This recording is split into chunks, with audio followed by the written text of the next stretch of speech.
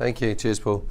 So who here, you're in the business sort of talk, who here wants to start their own business, do they think one day? So quite a few of you, so half the room. Who here has got an idea of what they want to do? Anyone got any sort of bright spark ideas? Oh, the lady there. Shall I put you on the spot? No, please. No, okay. I thought that's why I'd ask.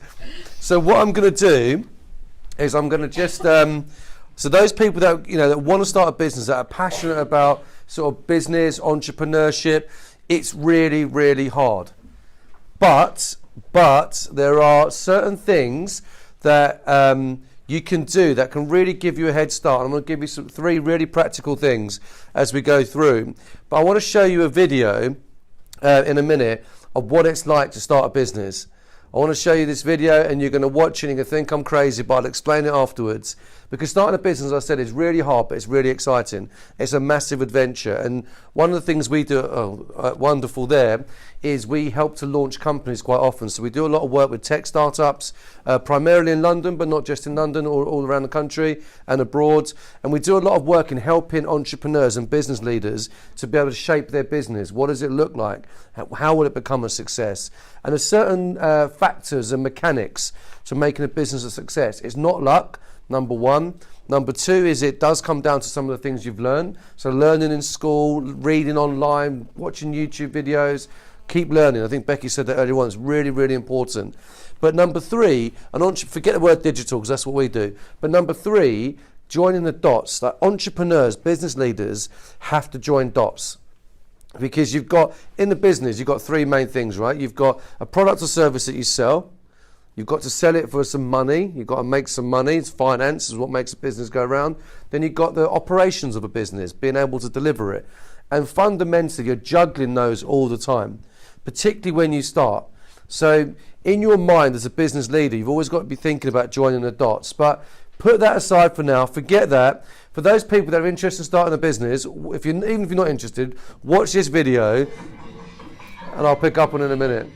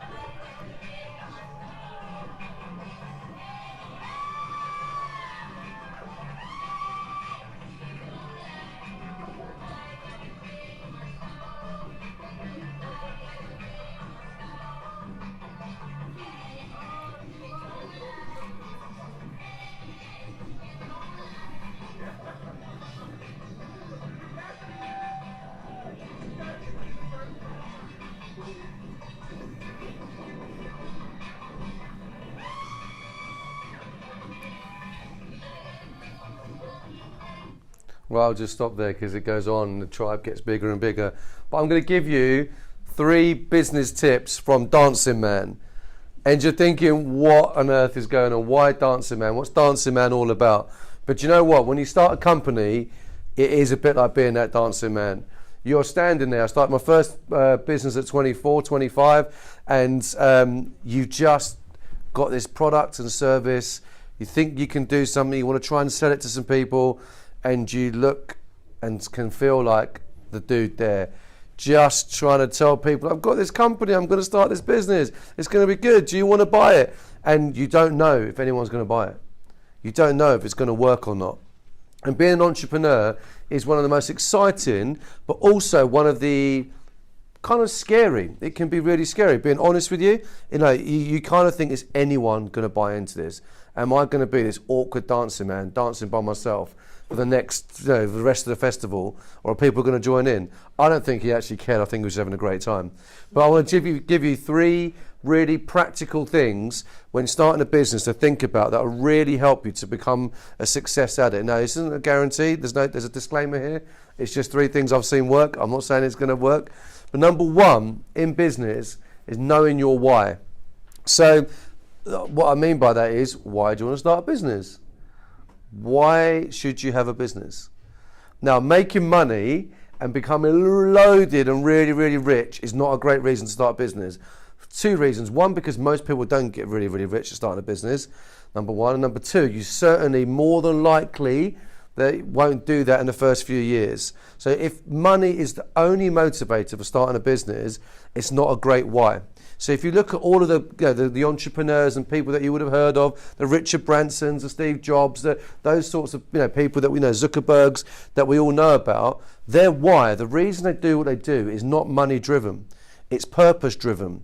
So in other words, they want to change something. They want to change the way an industry works, or they've got a better idea for how they can deliver a certain product, or they've got a better idea for how they can deliver a service. So their why is often to bring a sort of change, or to do something differently, or to do something better, more efficient, more cost effective. Their why is really different. So if you've got an idea, or in the future you say, do you know what, I really want to get into business, why? And it could be some of those reasons could also be that you want to employ people, you want to make people's lives better, you want to have a better life for you and your family. There's always those motivations as to why you want to start a business. But do you know why that's so key? Because when it gets tough, the entrepreneurs that I've worked with that don't really have that why, they give up, or they go get another job, or the business just fails. But when people are determined because they're driven internally, it's like a psychology lesson, huh? When they're driven internally and they know their why, they'll overcome challenges. So you think about it in the sports environment, you can read about it in books, go read Bear Grylls stuff. There's always that why stuff is really, really important when you want to be an entrepreneur. Know your why. Such a key to success. Second one, it's the second number 1, should be number 2, so let me change the PowerPoint, is know your niche. So in other words, most ideas we have in business have been done before. Most ideas you've got, you kind of think, oh, do you know what, it's been done before, but how can you do it? What value do you add? What's your niche in that? So as an example, Reflect Digital are a digital agency. Wonderful, in its basic essence, is a digital agency. So you could look at it, go on our websites and go, don't you guys do the same thing? Actually, we don't. We do things that are very, very differently. So our services are quite different. The way we do it's quite different. We've both got niches that are actually different. So you could think, well, does the world need another digital agency? Not if it's got a niche, not if it delivers a certain way, not if it's got a certain value to it. So whether you're thinking of starting a hair and makeup brand or a motorsports brand, or you want to start selling, you want to make trains, I don't know, you want to change the way the train industry works. That's a really boring example. I'm sorry, for someone it might be interesting. I just bored me saying it. But whatever your why is, find your niche. Everyone, if they've got a great business idea and they know why they're doing it, it often carves out a niche. Now, the way in which you can find it out, what people are doing and what their niche is, go onto social channels and see what people say. So Mark Gaisford said that this morning, didn't he? He was talking about LinkedIn, and he was saying, go on to LinkedIn. He's a great one for this, isn't he? He's got a really clear why. Mark is very open about his communication. He's very open about why he does what he does in business, the things he's passionate about. He's got a niche. The way that he runs a recruitment agency is very, very niche. 99.9% of recruiters will not do what Mark Gaisford does. And some people, I'm not even sure, know he runs a recruitment agency, because he's just this guy on LinkedIn that's just got content out there that's just talking constantly about why he does what he does, what he's passionate about, what his values are, what his niche is, how he helps people. And the last number 1, which is called number 3, is build your tribe. And this is absolutely vital. So in investment world, so like if you ever need to get investment for your business, one of the first things investors will ask you, okay, you've got a great business, yeah, right, Fred, great business idea, right, Mary, great business idea, okay, yeah, I can see what you're talking about, you want to change the way this works, and great. So who's bought into it? Have your friends and family bought into it? Does anyone actually care? That is the key to launching a business successfully, is building an audience and building a tribe. So if you go back to Dancing Man, because this is all key tips from Dancing Man, for a long time he danced by himself. Then it was the principle of the first follower. So the first person came to follow him. And then once the first person came, second person came. And once you've got a little critical mass, the market will follow.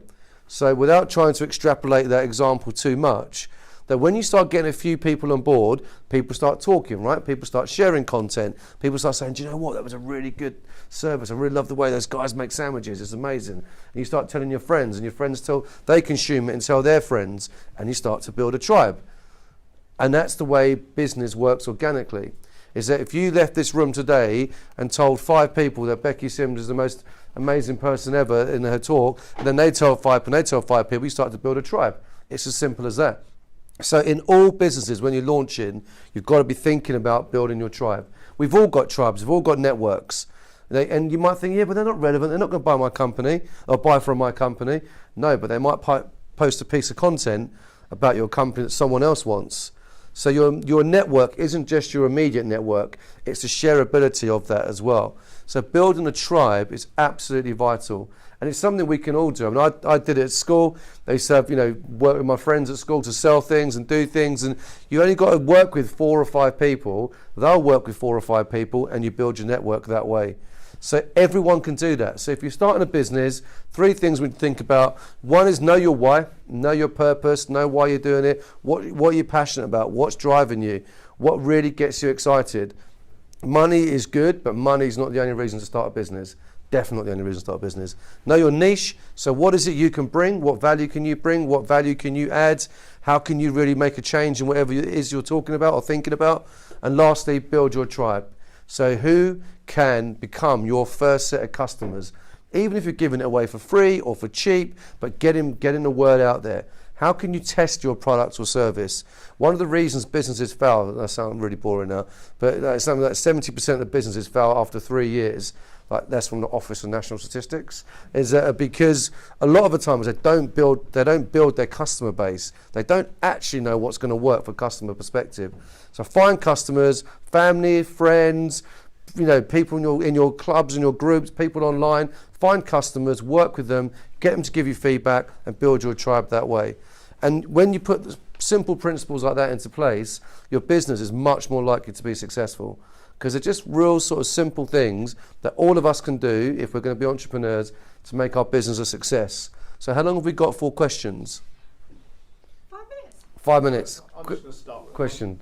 How did you win your first deal? It was when you were 24. Don't answer that question. Okay. So he stitched me up right now. Okay. In case he wasn't going to tell you. I wasn't going to tell the story.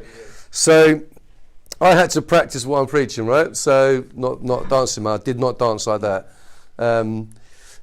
I started my first consultancy at 24, and I was asked to speak at an event like this, and it was like a business event. And so there were loads of guys in grey suits sitting there, and I was doing a talk on viral marketing and how to communicate through viral, which is like you guys, it's like second nature to you. Viral marketing is like old school for you guys. I'm talking 2004, 2003. So that's how I'm very old. So 2004, 2003. And so I'm doing a talk on viral marketing. I'm standing there and myself and another person doing a talk. And what I'd done is I'd planted a mate of mine in the crowd. And no one knew he was a plant. He was wearing a suit and he was sat in the crowd as if he was one of the guests at the event. And so I don't know why I did this. I'm not encouraging anyone to do this. But I said, my friend that was talking about viral marketing said, right, would you guys like to see a live example of viral marketing? And bearing in mind, 15 odd years ago, most people hadn't seen it. So they said, yeah, great. So my friend grabbed a can of, which was water, but it was in a jerry can, so it looked like a can of petrol. And he ran into the crowd and pretended to pour it on the plant in the crowd. and the whole room just went crazy. And we were videoing the whole thing, obviously, and the whole room went crazy. And the two guys ran out the room together, and like it was a whole. And obviously, one thing I hadn't accounted for was, what do you do after you pulled a stunt like that?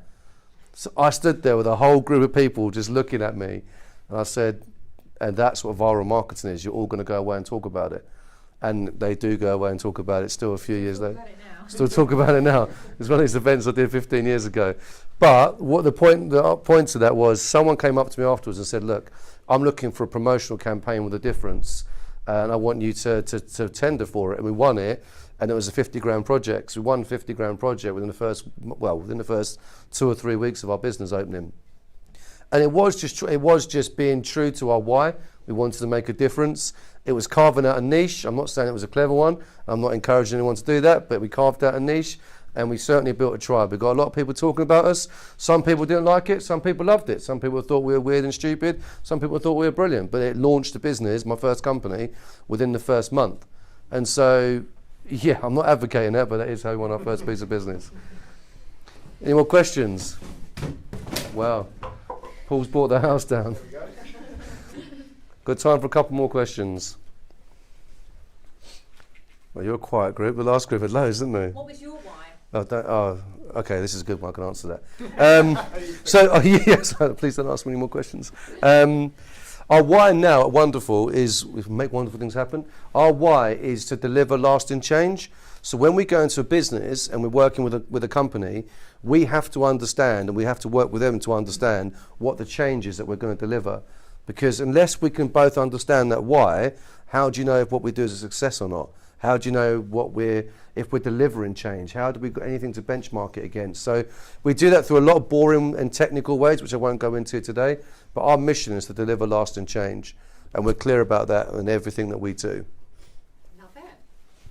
For both businesses, how much did you have to invest in starting, and how quickly did you make profit? Well, I got lucky because I got a 50 grand deal. So that kept us going for a few months. Having said that, we've launched companies where on friends and family, so not too much. And you've got a great story, you can pick up on this in a minute.